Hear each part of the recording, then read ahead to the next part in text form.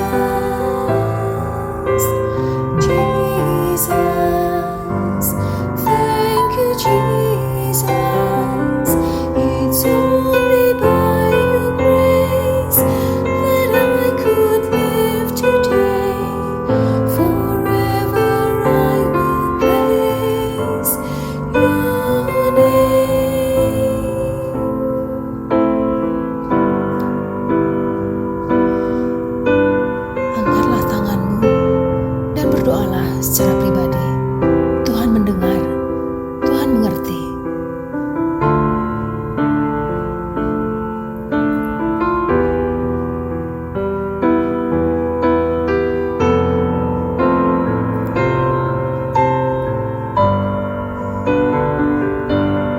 Thank you, Jesus.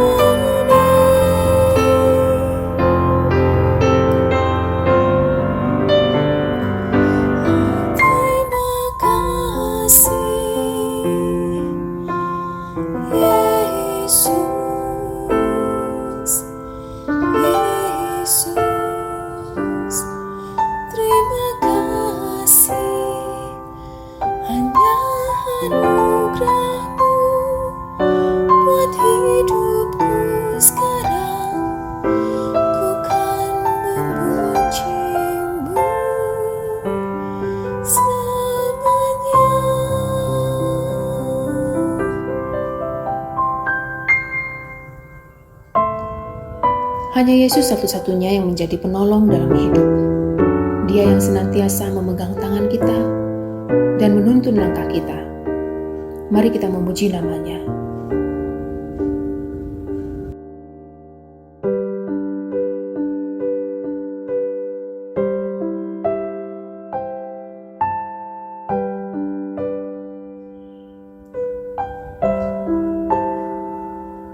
Kau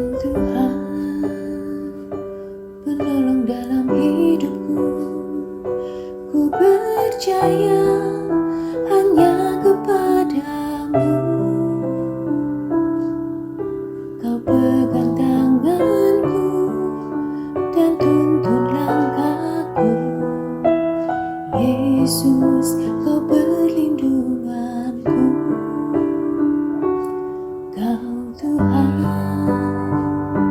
kekuatan dalam hidupku, penolongku dalam kesesakan.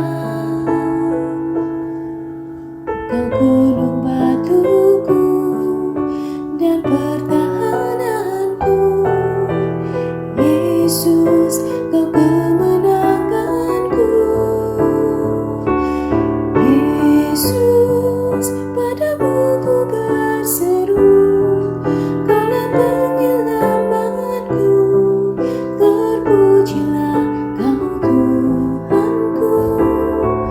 Mulutku memuji namamu sepanjang umur hidupku.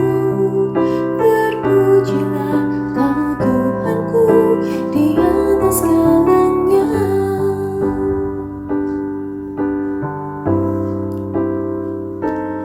Kau Tuhan, kekuatan dalam hidupku, penolongku dalam kesesakan. Kau gunung batuku dan pertahananku. Yesus, kau kemenanganku. Yesus, padamu ku berseru, Kaulah penyelamatku. Terpujilah Kau Tuhanku. Mulutku memuji namamu sepanjang umur hidupku. Terpujilah Kau Tuhanku di atas segalanya. Yesus, padamu ku berseru, Kaulah penyelamatku. Terpujilah Kau Tuhanku.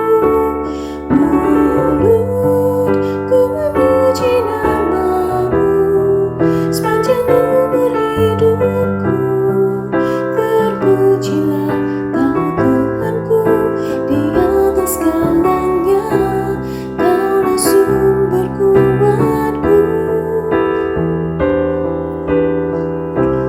Kaulah kehidupanku,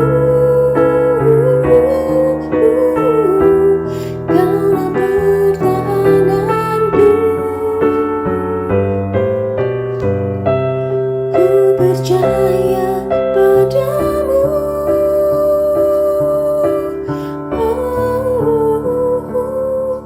Yesus, padamu ku berseru, Kaulah penyelamatku.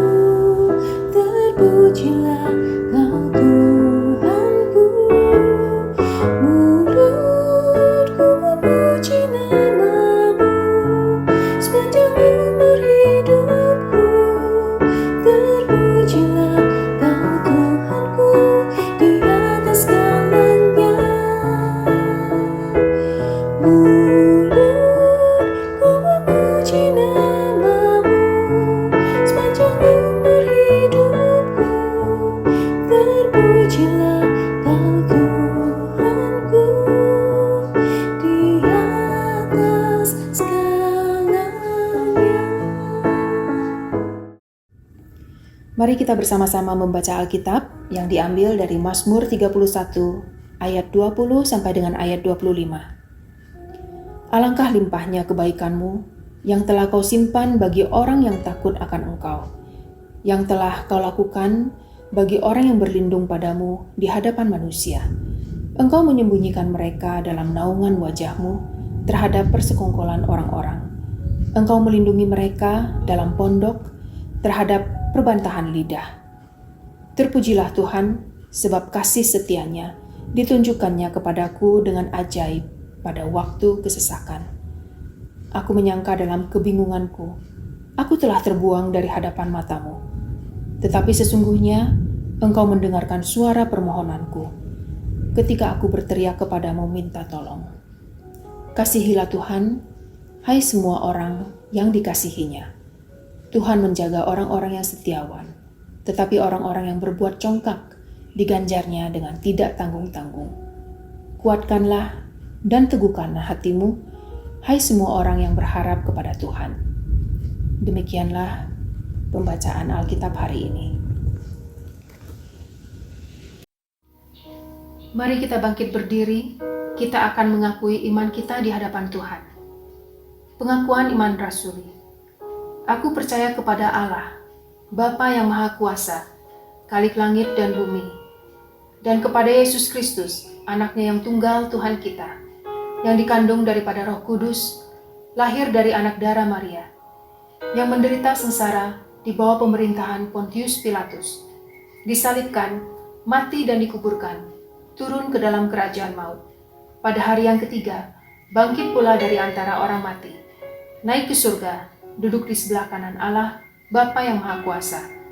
Dan dari sana ia akan datang untuk menghakimi orang yang hidup dan yang mati. Aku percaya kepada Roh Kudus, gereja yang kudus dan am, persekutuan orang kudus, pengampunan dosa, kebangkitan orang mati, dan hidup yang kekal. Amin. Sesaat lagi kita akan mendengarkan firman Tuhan yang akan disampaikan oleh Ibu Pendeta Lim Riva. Mari kita mempersiapkan hati kita dengan menaikkan pujian ini bersama-sama.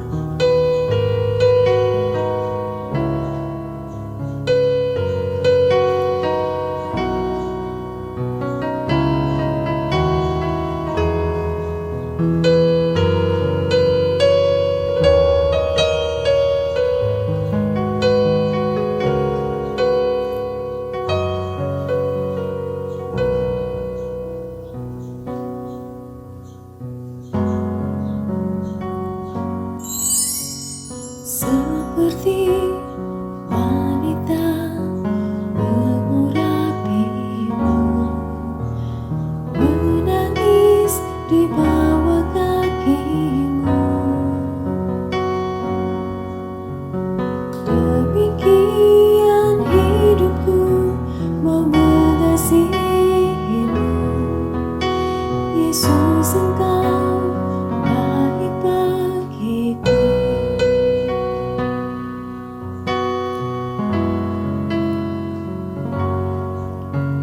Seperti wanita mengurapimu, menangis di bawah kakimu. Demikian hidupku mau mengasihimu, Yesus Engkau baik bagiku. Sampai akhir ku menutup mata, ku tetap setia menanti janjimu. Sampai ku dapatkan mahkota kehidupanku,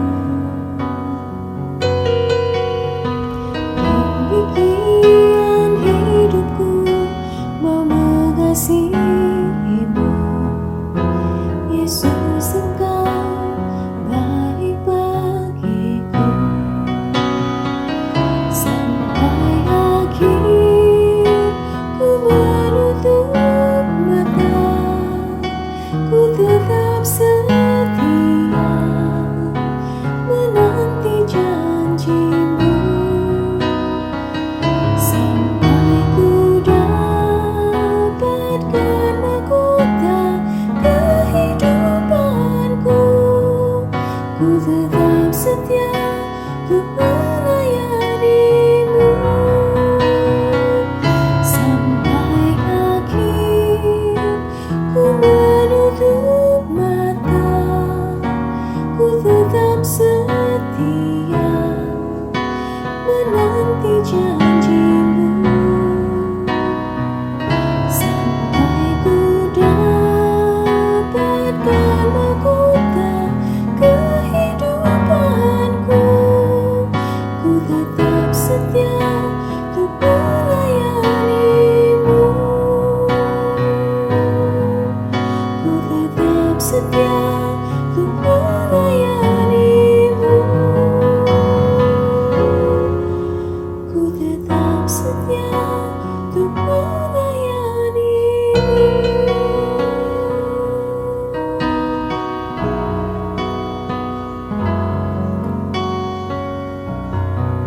Selamat pagi jemaat GSK dimanapun berada. Kita akan bersama-sama lagi untuk beribadah online. Walaupun tempo hari sudah rencana akan mengadakan ibadah onsite, tapi karena keadaan situasi yang sekarang zona merah di Bandung, maka kita diundur kembali dan tetap masih online. Semuanya sehat-sehat ya jemaat. Kiranya Tuhan terus berkati, melindungi. Dan kita akan bersama-sama sebentar merenungkan firman Tuhan. Dan sebelumnya kita akan bersama-sama sehati masuk dalam doa. Tuhan Allah Bapa di surga yang maha pengasih, yang maha baik. Terima kasih ya Tuhan untuk segala pemeliharaan Tuhan kepada setiap kami. Dan khususnya kepada jemaat GSK Bandung.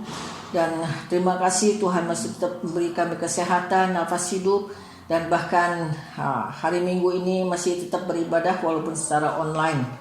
Bapa di surga, kalau bukan pemeliharaan Tuhan, kami juga entah bagaimana. Karena melihat bagaimana keadaan di Bandung sekarang tentang COVID-19 ini begitu mengganasnya. Terima kasih Tuhan untuk pemeliharaan-Mu semua ini. Dan biarlah Tuhan juga menolong kami pagi ini tetap mendengar firman Tuhan. Tuhan tolong kami untuk mengerti, melakukannya, dan tolong hamba-Mu yang sangat terbatas untuk berusaha menyampaikannya. Kami pertaruhkan waktu depan ini dari awal sampai akhir di tangan Tuhan. Berbicara kepada kami ya Bapa. Di dalam nama Yesus Kristus kami ucap syukur dan berdoa. Amin. Saudara sekalian, hari ini adalah Hari Bapa Internasional. Maka pertama-tama saya ucap syukur dan juga mengucapkan selamat kepada semua bapak-bapak, baik yang sudah punya anak ataupun belum punya anak, ya semuanya lebih diberkati oleh Tuhan dan sungguh dipakai oleh Tuhan.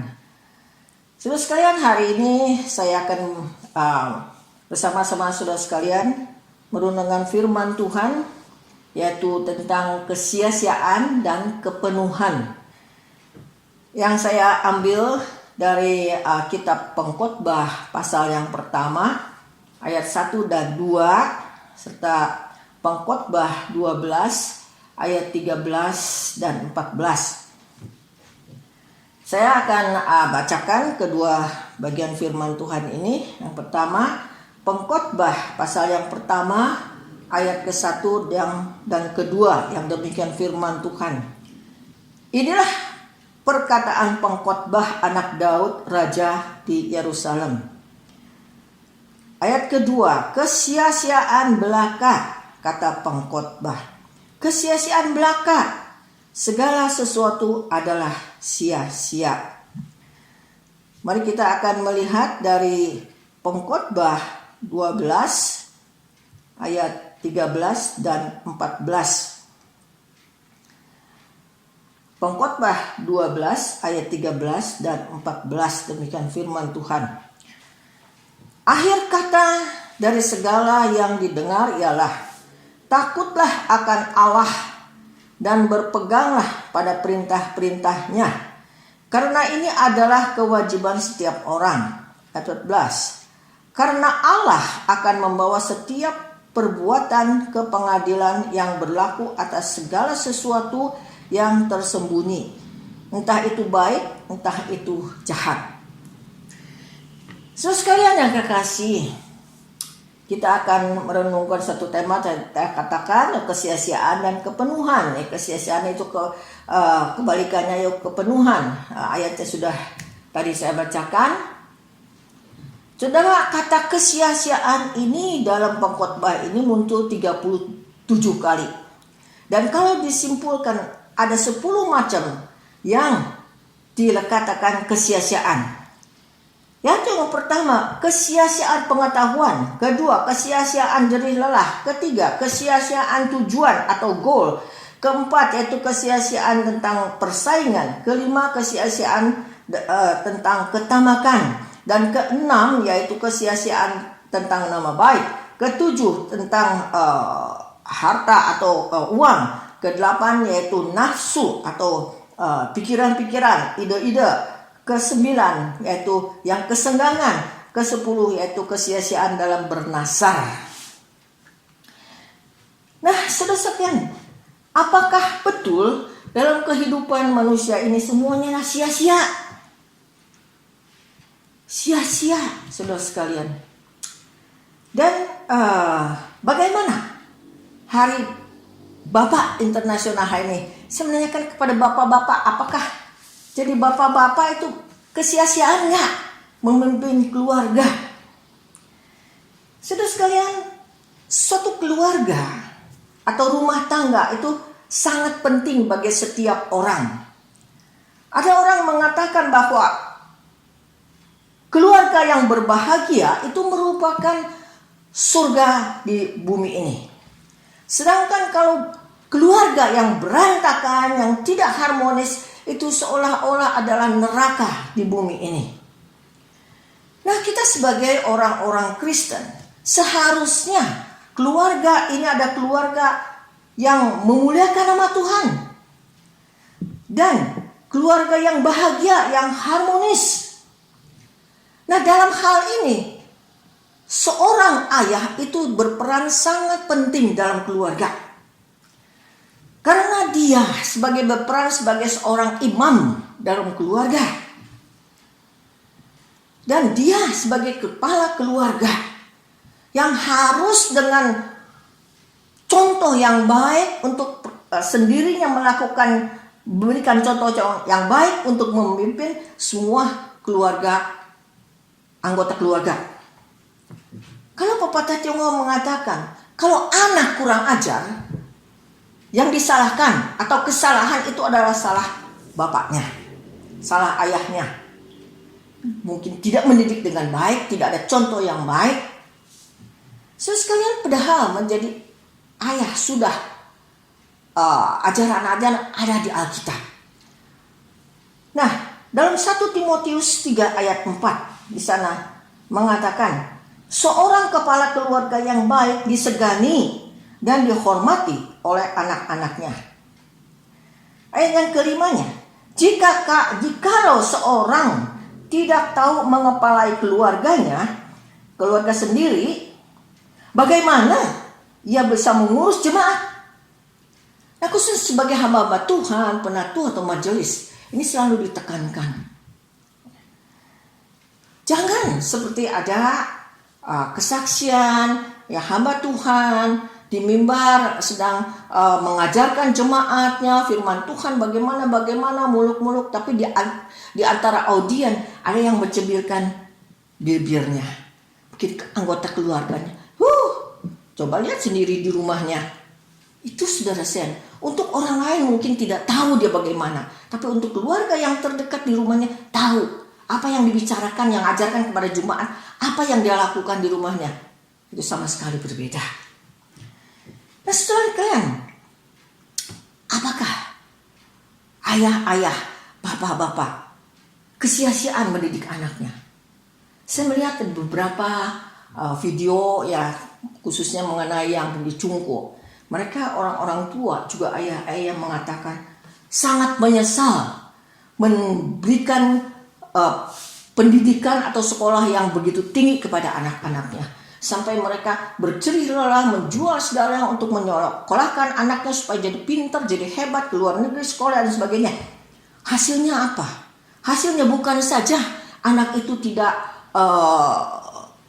berbakti kepada orang tua, malah durhaka, malah dengan sangat sudah pinternya menipu atau bagaimana caranya rumah yang tinggal satu-satunya orang tua diambil, ditipu, dijual sampai orang tuanya habis segalanya, nggak punya apa-apa. Dan orang tua itu mengatakan menyesal menyekolahkan anak-anak sampai begitu pintar, sampai begitu tinggi pendidikannya.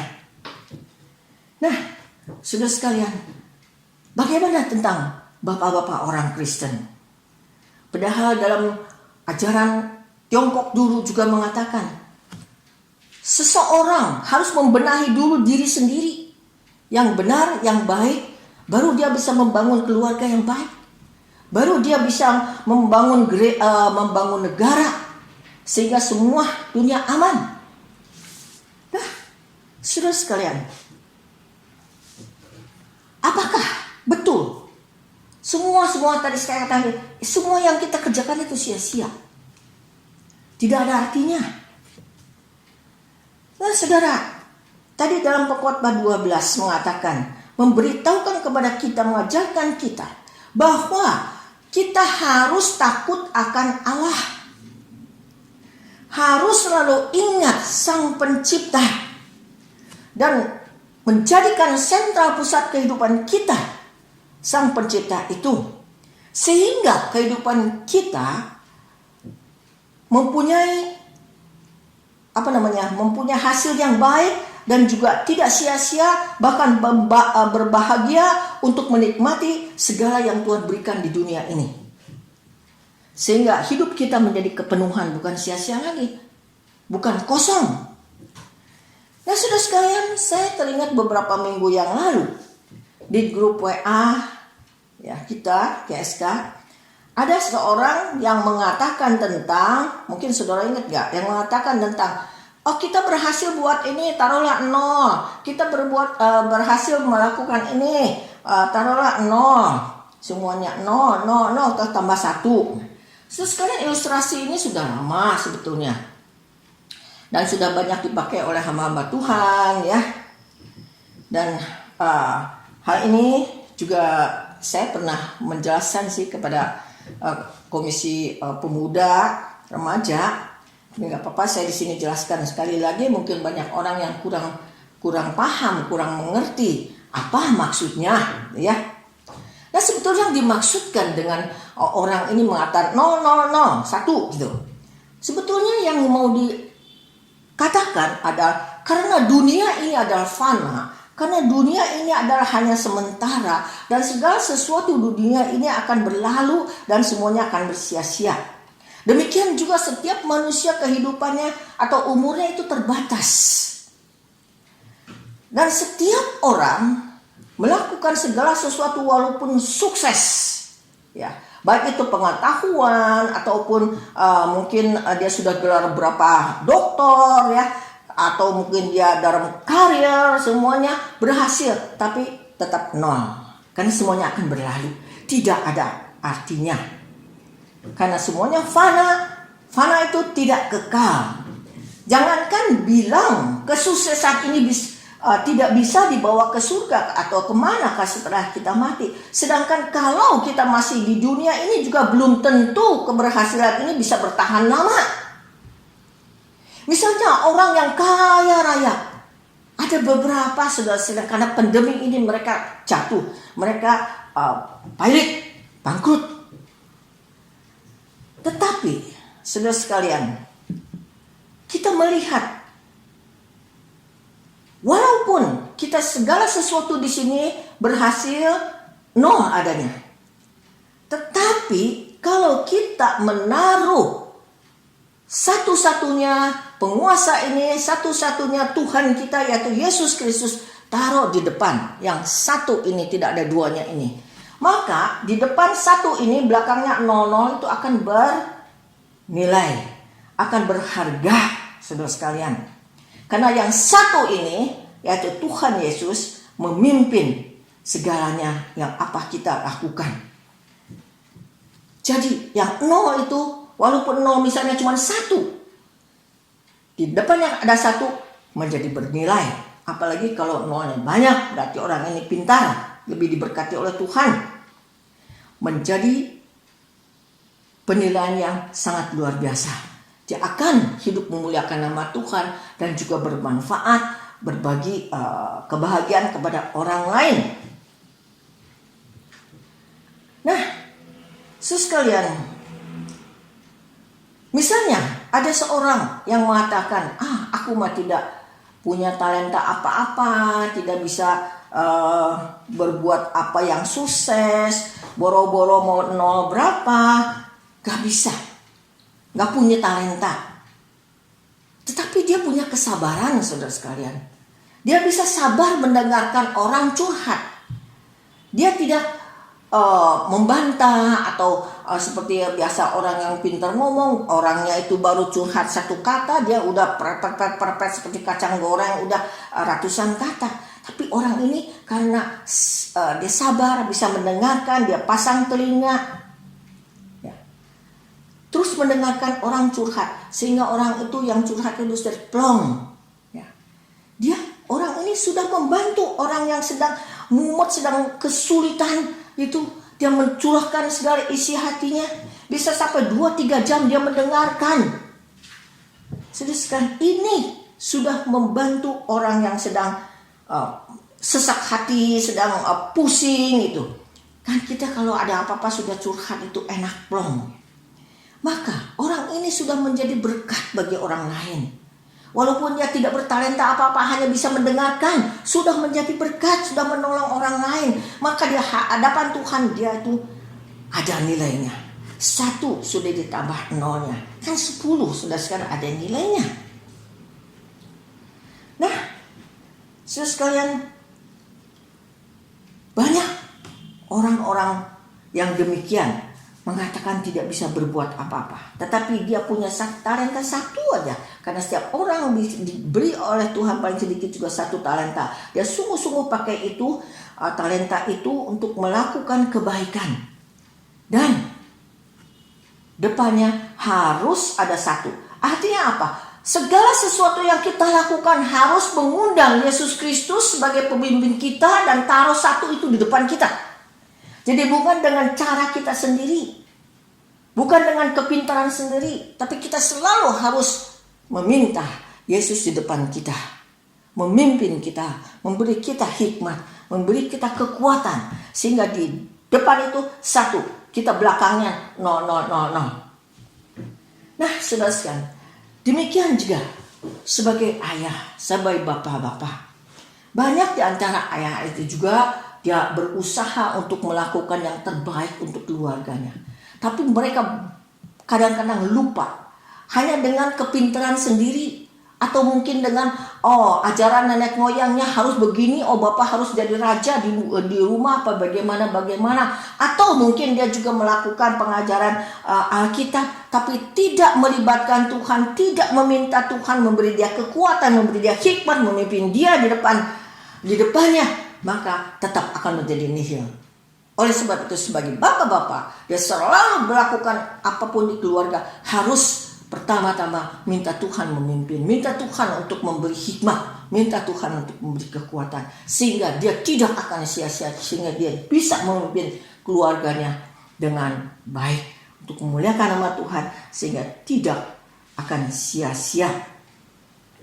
Nah, saudara sekalian, pengajaran kekristenan itu bukan hanya bicara tentang kesia-siaan, tetapi lebih lagi dia membicarakan tentang kepenuhan, yaitu tidak sia-sia tapi kita full, ya. Juga tidak membicarakan hanya pasif gitu ya, negatif, tetapi juga membicarakan yang positif, yang aktif. Juga Alkitab tidak hanya membicarakan yang harus diam, tidak usah bekerja, tetapi justru harus kita inisiatif melakukan apa yang harus dikerjakan. So sekalian, dalam kitab Kejadian tentang Allah menciptakan dunia ini, setiap hari dia mengatakan yang sudah diciptakan baik adanya. Ya. Tapi setelah menciptakan manusia mengatakan sangat baik. Sangat baik. Allah tidak mengatakan sia-sia. Tidak. Allah mengatakan sangat baik. Tapi kenapa manusia di bumi sekarang ini kok sia-sia?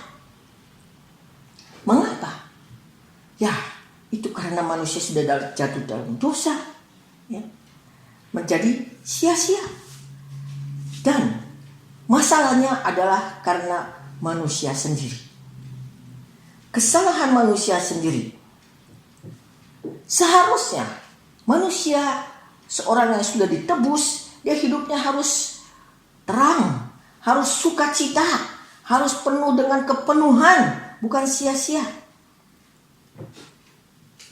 Yaitu dengan cara kita takut akan Tuhan, selalu meminta Tuhan Yesus pimpin di depan kita. Maka sekarang kita akan merenungkan, harus bagaimana kehidupan kita? Sikap kita harus bagaimana? Yang pertama, harus bagaimana kita terhadap Tuhan? Terhadap Tuhan, kita harus hidup bagi Tuhan.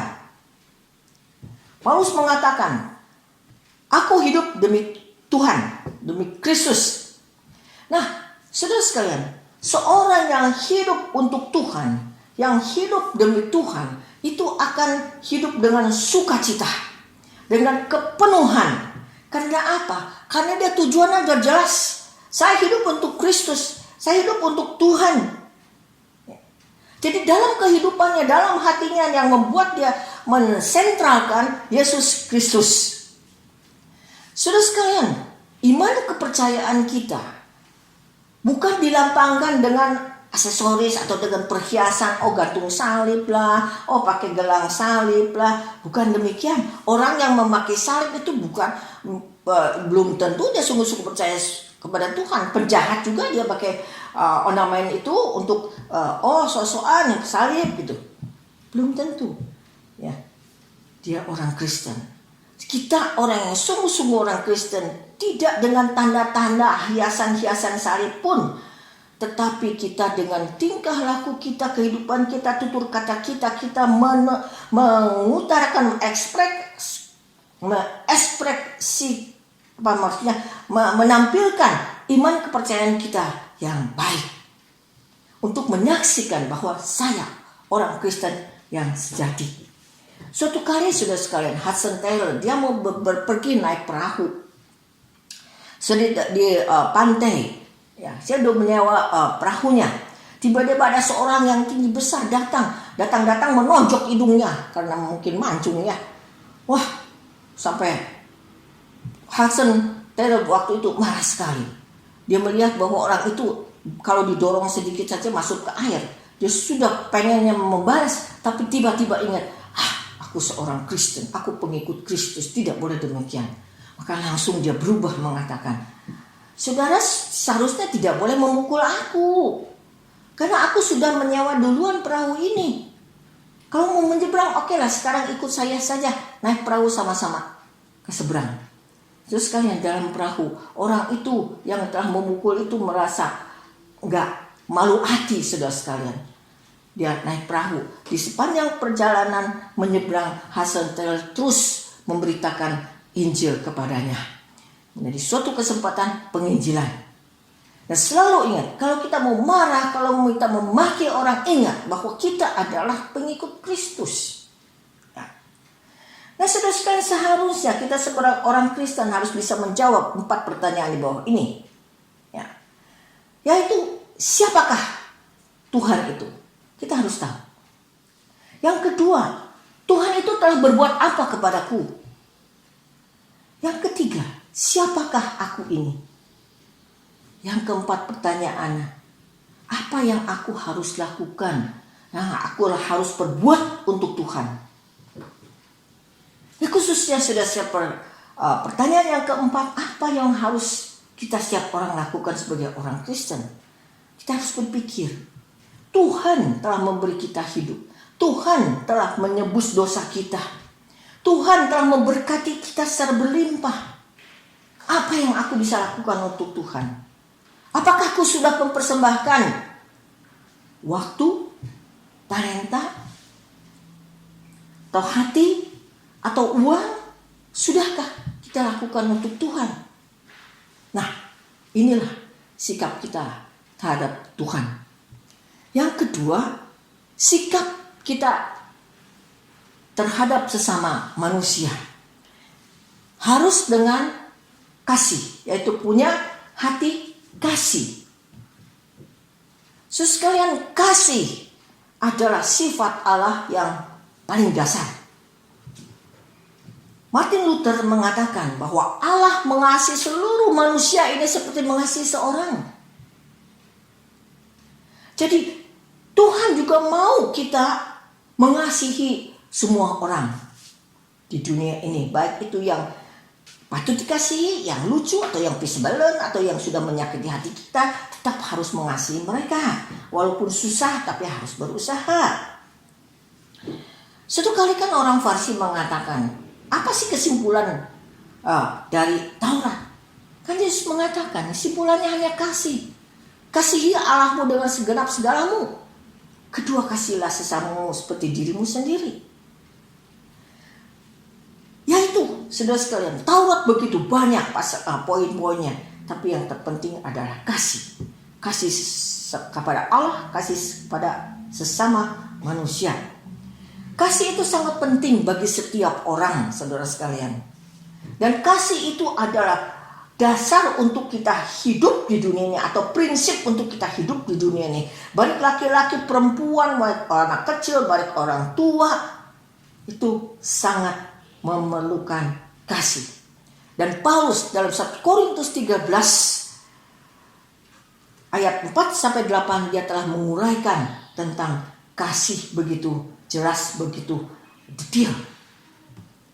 Saudara sekalian, boleh saudara mempunyai talenta untuk berbahasa lidah, tapi tidak boleh tidak ada kasih. Saudara boleh punya talenta untuk berkhotbah, bukannya kuasa untuk berkhotbah, tapi tidak boleh tidak ada kasih. Saudara dengan penuh dengan pengetahuan, lengkap imannya, bisa mengorbankan diri, tetapi tidak boleh tidak ada kasih. Oleh sebab itu kita melihat bahwa kasih ini adalah yang terbesar yang tidak boleh kita kekurangan. Nah, demikian juga saudara sekalian. Kalau kita mengasihi sesama, mau mengasihi siapa, tentu harus berdoa dulu kepada Tuhan, supaya Tuhan pimpin, supaya jangan kita mengasihi dia dengan kasih nafsu sendiri, dengan kepintaran sendiri, karena itu bisa salah-salah kita mengasihi salah, mengasihi dengan sembarangan. Ya, orang mau pinjam uang kelihatannya susah banget, ya.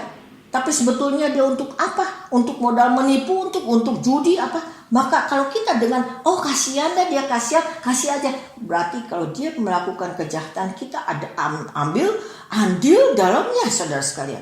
Oleh sebab itu, walaupun kita dengan mengasihi, tetap harus kita minta Tuhan untuk memimpin kita.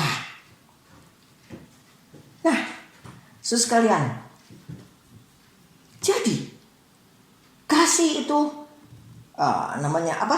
Saling mengasihi manusia, antara manusia dengan manusia. Dalam huruf Tionghoa, saudara sekalian, manusia itu dikatakan zhen, ya. Zhen ini dua kotretan saja, ya. Tapi dua ini harus saling menopang. Kalau salah satunya ini dibuang, dia gugur, gak bisa. Yang satu lagi ini dibuang, dia sendirian gak bisa, jatuh. Jadi artinya antara manusia itu harus saling menopang. Jadi harus saling mengasihi, saling memperhatikan. Nah, sekalian, oleh sebab itu, ya, setiap orang sungguh mengharapkan orang mengasihi dia, mengharapkan dia dikasihi, dimengerti, ya, dipahami. Tetapi jangan ego, jangan hanya mau dikasihi, dia sendiri juga harus mengasihi orang lain, ya. Karena saudara sekalian, rasakan deh, kalau kita sudah mengasihi orang lain, misalnya kita sudah membantu sesuatu orang dalam kesusahan, itu akan membuat kita sukacita, saudara sekalian. Kalau tidak percaya, cobain sendiri, ya. Bantu orang lain sedang susah. wah kalau dia sudah membantu, ini enak deh, hatinya sukacita sudah sekalian, sudah bisa membantu. Jadi kasih itu bukan egois, bukan iri-irian. Ya. Kalau kita tidak bisa mengasihi orang lain, kita kuper, kita akan menjadi aneh tuh, poiki. Ya. Nah, sekalian, jadi kasih itu bukan harus melakukan yang bagaimana, yang hebat itu, enggak. Suatu sapaan ketemu dengan orang, apa kabar, baik gitu. Kalau orang Hokkien biasa siapa be gitu, kalau ketemu udah makan belum gitu ya, itu orang disapa itu sudah suatu enak gitu, diperhatikan gitu. Nah, sudah sekalian, bukan nunggu nanti orang itu ada kecelakaan baru kita bantu, enggak. Setiap kali kita bertemu dengan siapa, ada sapa, ada ketawa-ketawa gitu, senyum, udah indah sekali. Nah, sudah sekalian, kasih itu sangat penting. Kita harus saling membantu, saling menopang. Mungkin saudara pernah mendengar suatu ilustrasi tentang di neraka dan di surga. Mereka yang maksudnya ceritanya di surga ya ada meja besar, makan bersama-sama, sekelilingnya orang-orang kumpul mau makan bersama-sama gitu ya. Nah, sumpitnya kan kalau atau pakai garpu panjang-panjang gitu. Tapi mereka walaupun meja itu besar sekali, mereka gemuk-gemuk saudara sekalian. Kenapa? Karena setiap mereka dengan sumpit atau garpu yang panjang itu saling menyuapi, di sini ke sana, jadi makan bisa kenyang. Sebaliknya di neraka bagaimana saudara sekalian? Sama, banyak makanan, meja besar, sumpitnya panjang-panjang, garpunya panjang-panjang, tapi mereka kurus-kurus. Kenapa? Karena tidak bisa makan. Karena mereka masing-masing egois. Karena mereka masing-masing mau dengan sumpit sendiri, dengan garpu sendiri untuk makan sendiri. Mana bisa panjang-panjang gitu masuk ke mulut sendiri? Tak mungkin. Jadi mereka tidak bisa makan walaupun banyak makanan, mereka kurus-kurus. Nah, tapi kalau saling menyuapi, jadi lancar. Nah itu saudara sekalian ilustrasinya, saling mengasihi. Yang ketiga, untuk diri kita sendiri, bagaimana kita menghadapi atau terhadap diri sendiri. Ya, kita harus selalu mengambil kesempatan yang baik. Hidup sampai tua, belajar sampai tua. Artinya apa? Kalaupun sudah tua, jangan udah tua lah, terus kolot lah, moyong lah. Harus belajar. Kalau tidak, ketinggalan zaman sekarang. Pertama, saudara-saudara, kita harus mengetahui bagaimana mengasihi kita diri sendiri. Bagaimana melindungi sendiri. Maksudnya apa? Maksudnya kita harus mengasihi sendiri, ya, jaga baik-baik kesehatan dan sebagainya. Ya. Kalau kita tidak tahu bagaimana mengasihi kita diri sendiri, bagaimana kita bisa mengasihi orang lain? Misalnya dicubit kan sakit, saudara sekalian. Cubit, coba cubit sakit nggak? Ya kalau sakit ya jangan cubit orang. Ya, misalnya ada juga orang yang dia maksudnya memberitakan, saya pernah ngomong, beritakan Injil kepada orang lain. Kristen bagus itu, Yesus bagus itu, tapi dia sendirinya hidupnya bagaimana? Pakai baju selorde, pakai baju asal-asalan.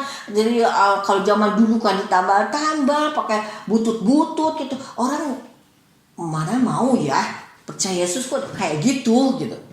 Ya, sekali sendiri harus baik, rapi dulu, baru kita bisa mengasihi orang dengan benar. Nah, sudah sekarang mungkin kalau naik plane gitu ya, kan suka pramugari mengatakan kalau misalnya ada udaranya menipis, yang pertama-tama harus yang pakai ini oksigen siapa dulu, sendirinya dulu, baru begitu bisa menolong anaknya. Jadi sendiri dulu, kuat sendiri dulu, tahu, baru kita bisa menolong orang lain, baru bisa mengasihi orang lain. Ya. Nah itu saudara sekalian. Jadi kita perhatikan kehidupan kita yang baik, ya, mengasihi kita, baru bisa mengasihi orang lain. Yang kedua, kita tetap harus menghargai atau mengeman-emani waktu, kesempatan yang kita ada, yang kita harus tangkap, melakukan apa yang bermakna, apa yang bernilai. Karena kalau kesempatan datang tidak dipakai, itu akan lewat. Dalam kehidupan kita, saudara sekalian, mungkin saudara pasti sudah pernah mengalami, kalau misalnya suatu kali kita mempunyai segala barang banyak gitu ya, ada banyak, kita tidak menghargainya. Maksud bodoh lah, biar taruh di mana. Tapi sekali tidak ketemu barang itu, kita butuh ya, kita melihat udah hilang, gak tahu kemana. Itu sakit hati, saudara sekalian. Yang biasanya ya banyak, kita tidak menghargai. Kalau sudah hilang, nyesal gitu. Demikian juga saudara sekalian, ketika kita ada kesehatan, ya misal anak-anak, ketika dia kesehatan baik, ada kesempatan belajar, dia tidak mau belajar. Ada kesempatan yang bagus untuk bekerja, tidak bekerja. Ada kesempatan untuk melayani, dia tidak mau melayani. Alasan inilah, itulah, inilah, itu. Seketika dia sakit, dia baru merasakan penyesalan. Mau buat apa juga tidak bisa. Makanya enak juga tidak bisa. Nah, begitu dia sakit, kehilangan kesehatannya, baru dia mengatakan, kesehatan itu sangat penting, sangat berharga. Oleh sebab itu saudara sekalian, kalau Tuhan menggerakkan saudara untuk melakukan kebaikan, cepatlah melakukan. Roh Kudus bekerja untuk menolong siapa? Cepat melakukan. Tuhan menggerakkan hatimu untuk mempersembahkan. Persembahkanlah cepat-cepat kalau ada seadanya. Saudara cerita orang kaya dan Lazarus. Saudara ingat, orang kaya itu begitu banyak kesempatan untuk menolong. Setiap hari ada kesempatan untuk membantu Lazarus pengemis itu. Kasih kayak sehari makanan, dia tidak, sama sekali tidak ambil kesempatan itu. Dan kesempatan lewatnya udah terlalu lewat lagi, sudah meninggal, sudah tidak ada kesempatan untuk bertobat, untuk kembali. Nah, itulah penyesalan yang lebih tidak bisa diampuni lagi. Ya. Dia penyesalannya ketika dia sudah ada di alam maut.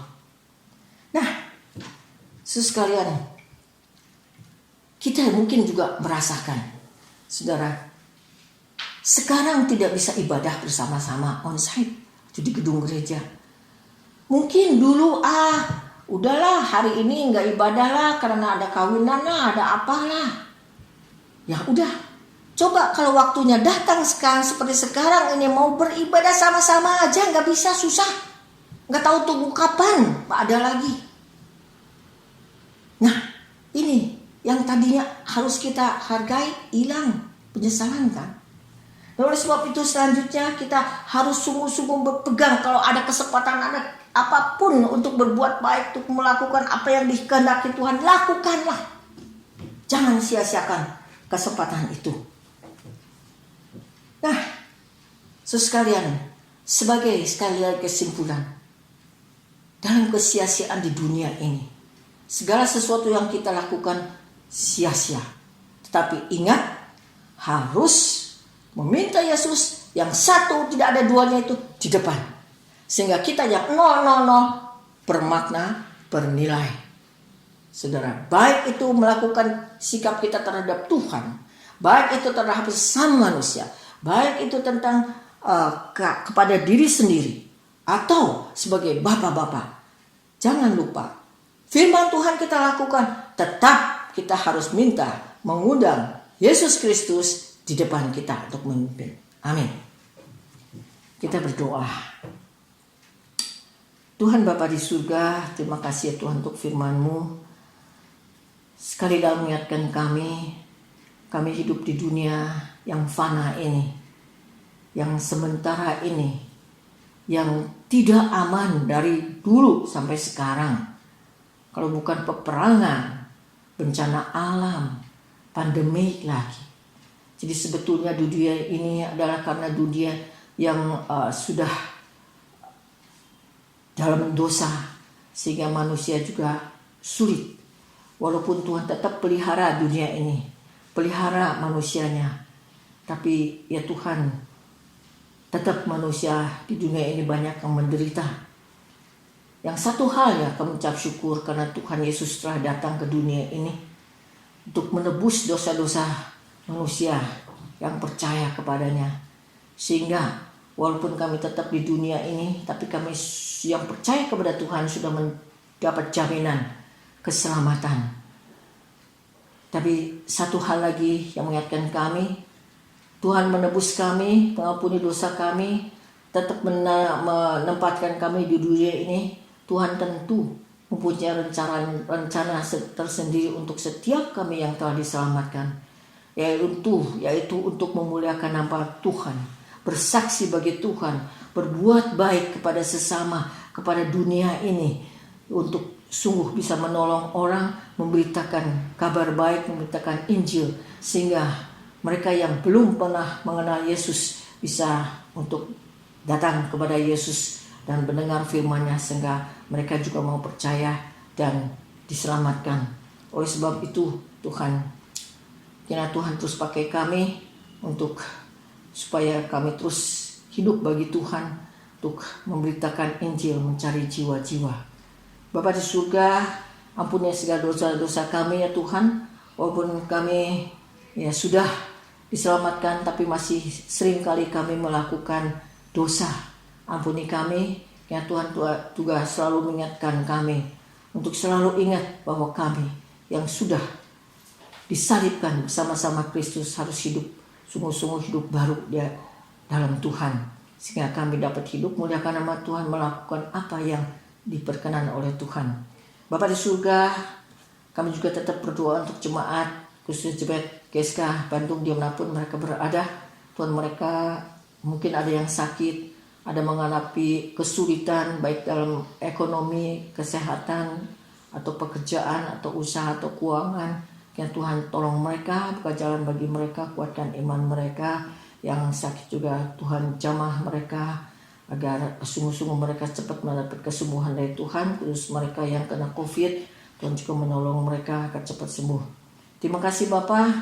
Kami juga terus berdoa untuk Bapak-bapak. Tuhan juga terus tambahkan hikmat, kesehatan mereka, iman mereka, biar mereka sungguh-sungguh dapat memimpin keluarganya dengan baik dan dipimpin oleh Tuhan untuk memuliakan nama Tuhan sekeluarganya, khususnya pada Bapaknya. Terima kasih Bapa, di dalam nama Yesus Kristus kami ucap syukur berdoa. Amin. Mari kita naikkan doksologi dan doa berkat oleh Ibu Pendeta Lim Livang.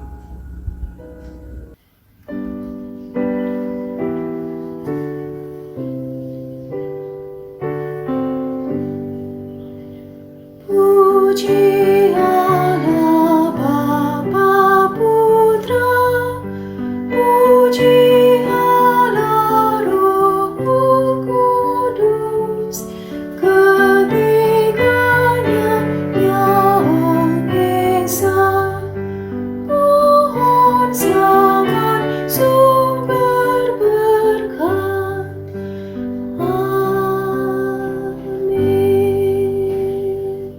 Saudara sekalian, kita sudah memberikan firman Tuhan dan sebentar juga kita akan menerima berkat Tuhan. Biarlah kiranya saudara sekalian dimanapun berada, arahkanlah hatimu, bukalah hatimu dan terimalah berkat Tuhan. Kiranya kasih karunia anugerah Allah Bapa, damai sejahtera, kasih Yesus Kristus yang tidak berkesudahan, persekutuan penghiburan pimpinan Roh Kudus menyertai saudara-saudara sekalian sejemaat GSK dimanapun berada, dari sekarang sampai selama-lamanya. Amin. Ibadah hari ini telah selesai. Terima kasih Bapak Ibu, saudara-saudari sekalian yang telah bergabung bersama dengan kami. Nah, yang sedang beribadah bersama keluarganya, jangan lupa untuk peluk papanya, katakan I love you Papa. Selamat Hari Ayah.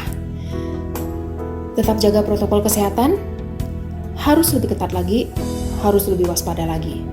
Kami nantikan kehadiran semuanya dalam ibadah minggu depan. Silakan untuk bersaat teduh.